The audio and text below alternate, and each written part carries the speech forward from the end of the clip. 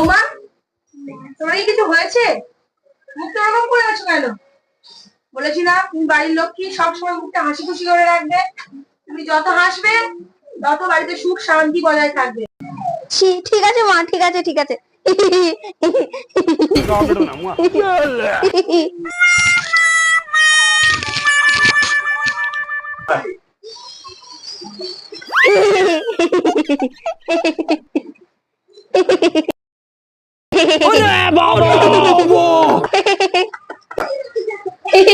শাশুড়ি মা, শাশুড়ি মা, কি হয়েছে? আপনার ঠাকুমা খুব বড় অ্যাক্সিডেন্ট হয়ে গেছে।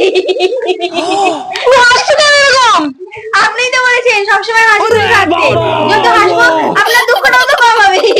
হায় ভগবান, उठा ले मेरे को नहीं रे नो नो नो नो